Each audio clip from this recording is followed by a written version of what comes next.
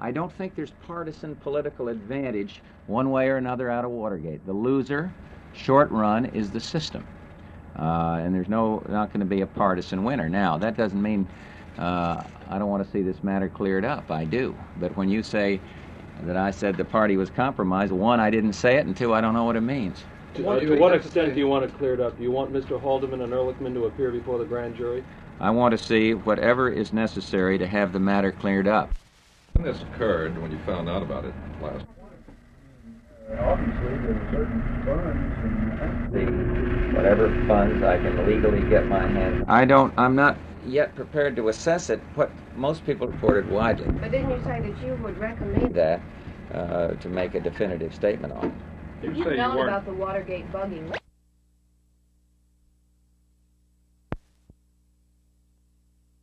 If you look at the downtown Dallas skyline often, then it's obvious to you that the city's newest skyscraper and tallest, the First International Building, is approaching a formal topping out party.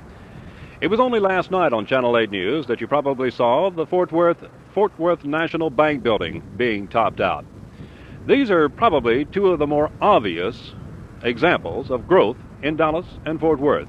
But there are 11 counties that make up this area, and the federal government has decided to recognize the growth that is going on among our cities.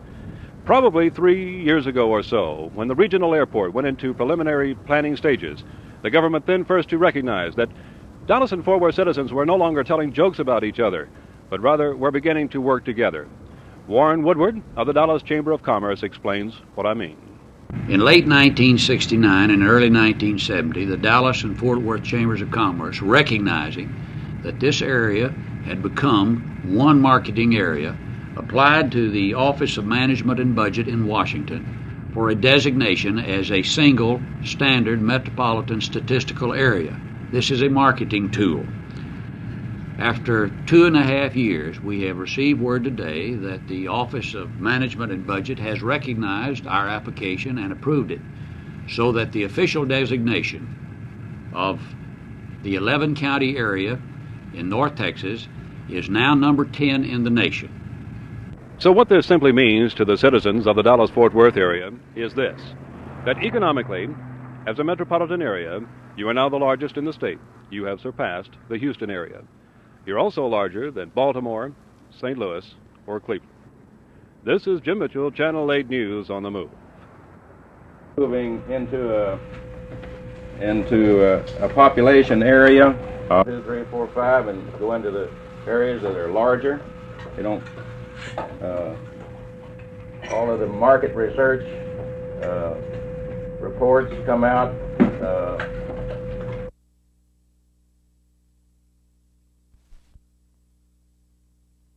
This is the Interstate Motor Lodge at East Overton and Interstate 35 in Oak Cliff. The Metropolitan Sign Association picked the sign as part of its survey of non-conforming advertising.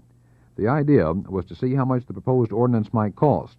For the Interstate Motor Lodge, the cost for bringing this sign into compliance was estimated at $18,000. But when the city staff checked the sign, they said it wouldn't cost anything, that the sign already was in compliance. City Councilman Gary Weber told me he had received dozens of calls about the Sign Association's survey. Well, Jack, I think there have been an awful lot of businesses here in the city that have been misled by the survey of the Dallas metropolitan sign industry. It leads me to believe that they're only interested in themselves and in self-serving things rather than coming up with a good, strong, constructive sign ordinance that will make Dallas the leader for the entire country. The Sign Association's survey was organized by Rocky Gray. He disagreed with Weber's assessment. Jack, my response to Councilman Weber is this. The Sign Association was definitely not self-serving in its attempts to make the sign ordinance survey. We were simply trying to inform the businessmen of their situation respecting their signs and how it will be affected by the new proposed sign ordinance. Is it possible, though, you might have made some mistakes in your survey? Jack, we might have, through moderate interpretation of the sign ordinance, we may have made a few mistakes. But let me assure you that we definitely feel that for the most part, the surveys are correct.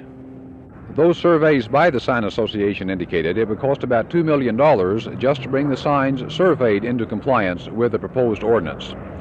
On the other hand, those for the ordinance say it shouldn't cost too much, since they feel almost all signs in the city already are in compliance, or would be with only small changes. With these kinds of arguments, it's no wonder that the sign ordinance decision is such a difficult one for the Dallas City Council. Jack Hill, Channel 8 News on the Move.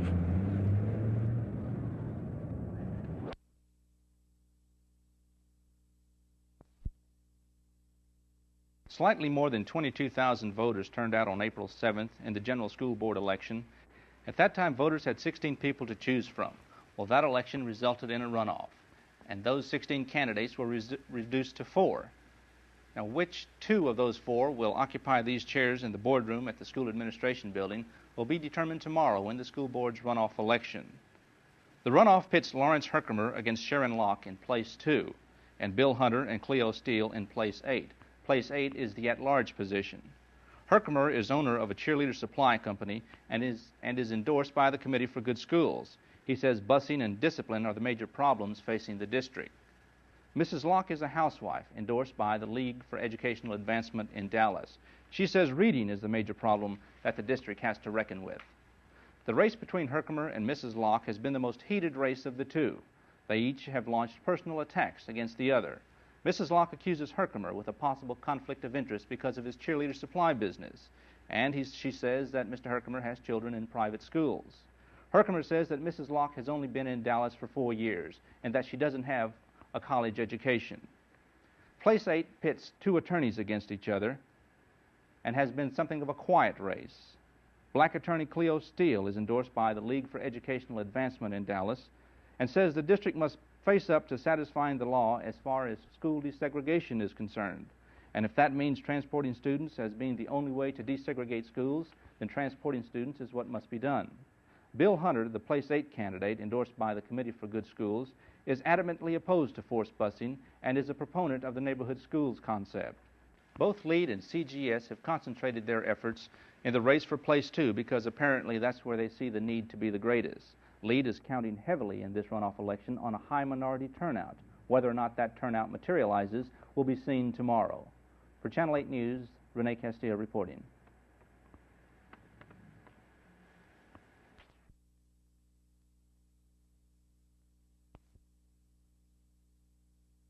He asked us how many Mexican-American kids in the last, say 20, 25 years have graduated from high school, gone to college, how they got along at college, whether they dropped out of college, and what they're doing since they got out of college. Now, do you know of anybody to keep records like that?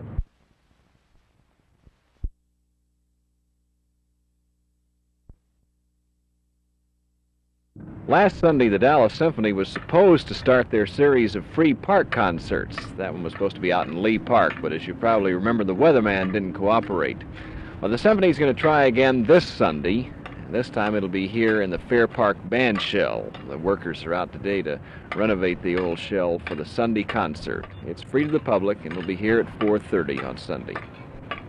The Dallas Symphony will be indoors Saturday night at the Music Hall for their regular subscription concert. In area theaters, things are about the same. You can watch for a bunch of new openings next week in area dinner theaters. Dallas Repertory Theater's 2x2 finishes this weekend at Theater 3 in the Quadrangle, and Miss Reardon Drinks Little has an extended run through May the 5th. The Dallas Theater Center's production How the Other Half Loves makes its run through May the 19th. The most out-of-the-ordinary event to hit Dallas in many a moon comes this Saturday night to Memorial Auditorium. The event is Alice Cooper, the self-styled king of theatrical rock, and I understand that tickets to this performance are just about impossible to get. Oh, by the way, as with last weekend, all of these things are weather permitting. Well, that's Channel 8 on the Arts, and I'm Arch Campbell.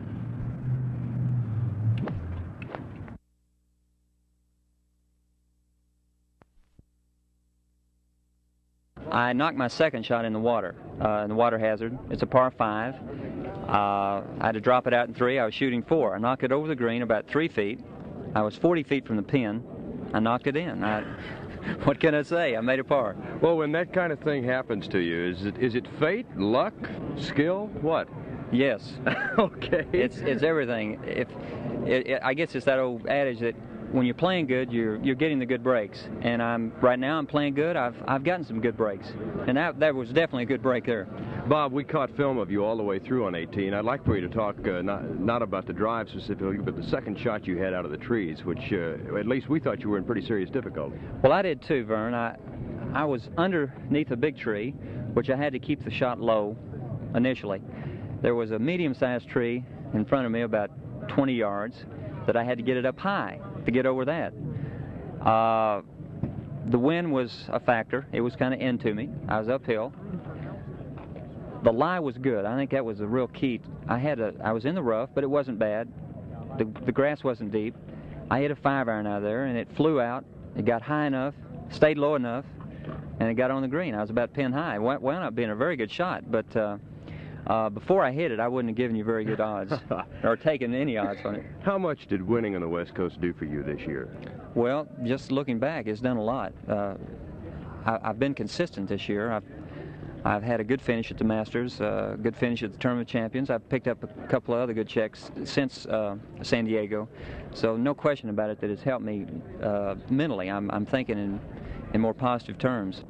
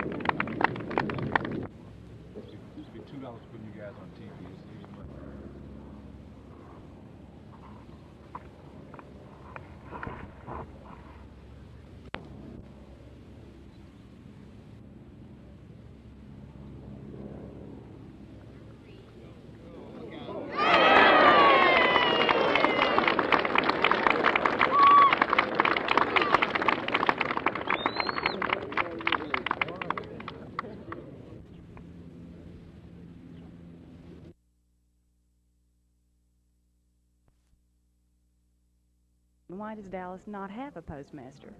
The term officer in charge come into being with the new postal service. We used to, until we got a permanent postmaster, we had what we called an acting postmaster. But under that rules, these had to be picked out by legislators, whoever had the authority to appoint them. And then when we come up with a person that was not appointed through this system, they had to have a new title, and why they used the officer in charge, I don't know. Will we ever have a postmaster? Yes, you will have a postmaster, and my understanding is they will have one in about 3 to 4 months. Will be a permanent postmaster named in Dallas.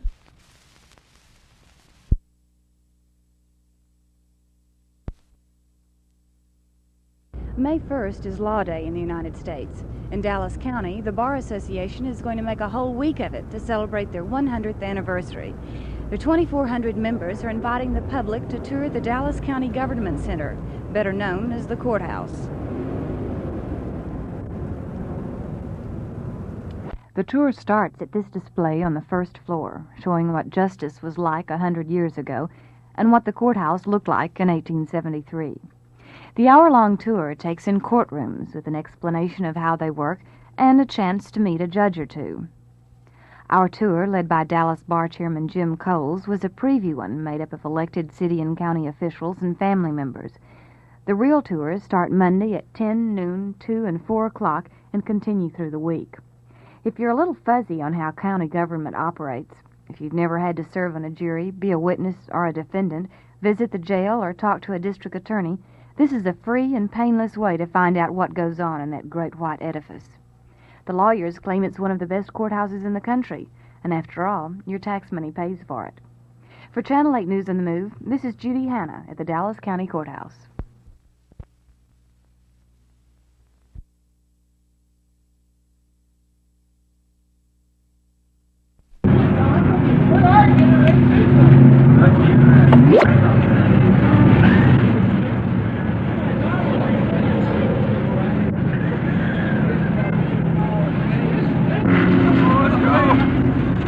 Oh, my goodness. I forgot that. Got to stop this thing. I feel like I'm on land here.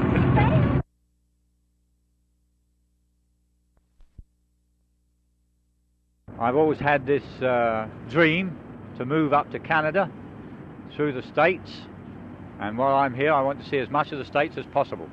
Is this your first time to come around this way? Oh yes, sure.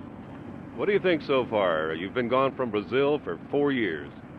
Well, I think I'm in a fairyland, a sort of an Aladdin's cave.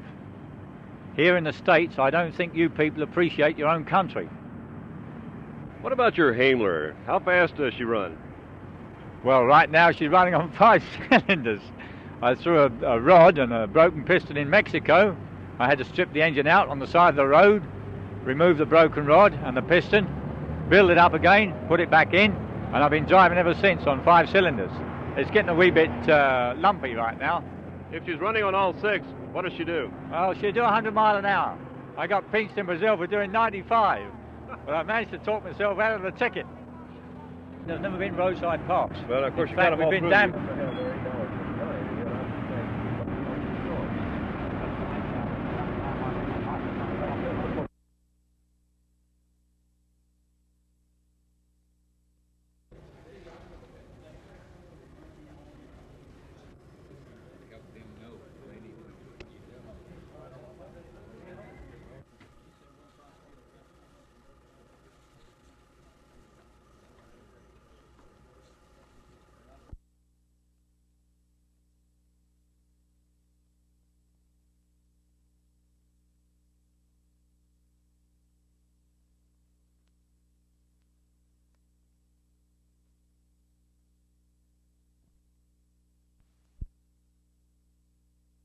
Well, I could tell you what might be gained by bugging our headquarters. And that would be a lot of hand-wringing, a lot of concern, nothing of any real value. And that's why I don't understand it. I mean, that's why I don't see what could be gained by listening in on Larry O'Brien's phone, Bob Strauss's phone, or my telephone. I simply don't understand it. But that is not the issue anymore. But again, I don't know. I can't imagine what anybody would gain from it. I know nothing about it. I don't know why anyone would want to do it, nor do the American people.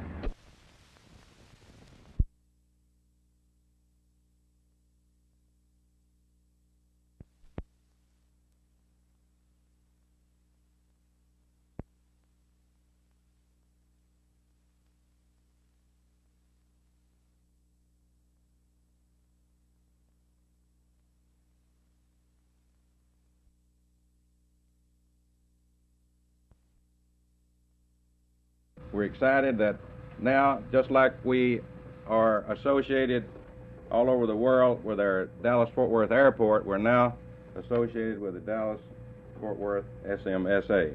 So we think this will be of great benefit to us economically in the future.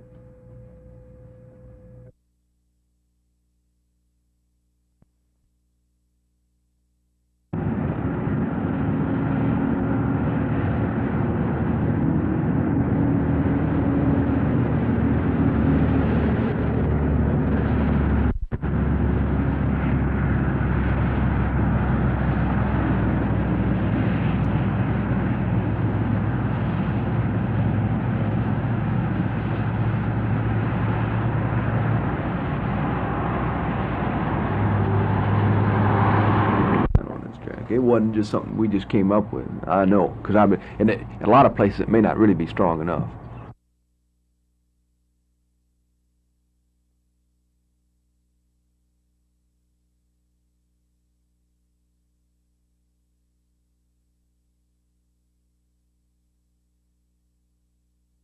Unconstitutional, and especially for personal property that has a tremendous value on it.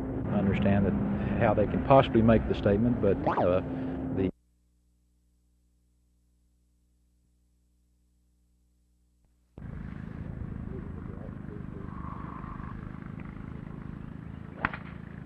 Come left. Here's a good bounce, buddy. Just keep straight left.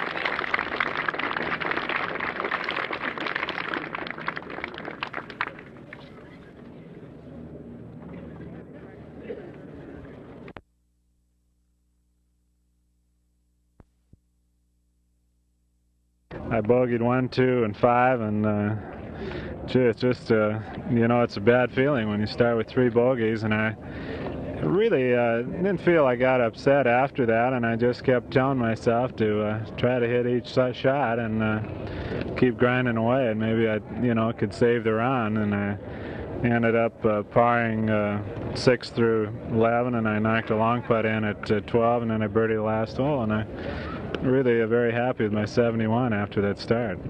Well, how about the putter that the people have been talking about, the one that you whacked 3 inches off of? Did that help you or hurt you today, or how do you feel about it now? Well, I had another good day putting. I never made many putts today, but I had a lot of long putts, and you know, I 2-putted a lot of 40-footers, you know, which you know, is good because you can, as you know, I guess they're easy to 3-putt. So I'm actually very happy with my putting again today.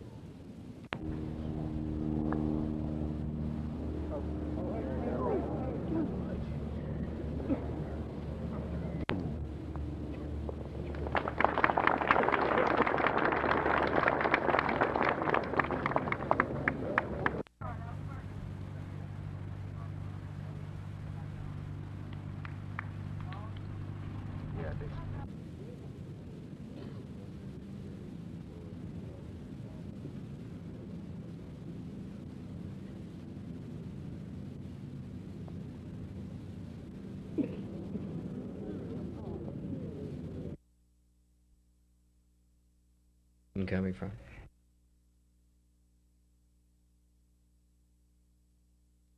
All of our efforts have been directed toward that. Exception of rolling. Young.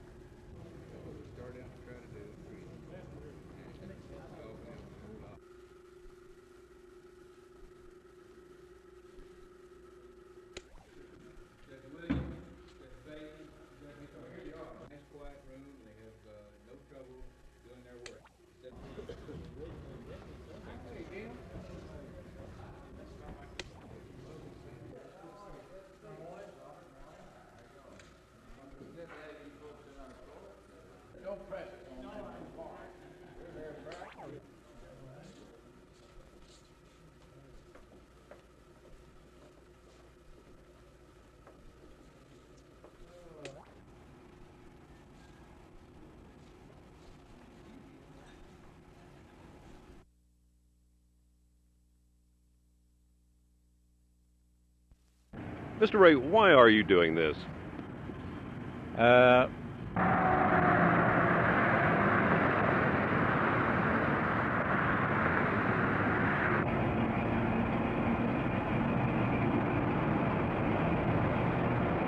of tree at times. I guess that's true, coming through Mexico anyway. No idea.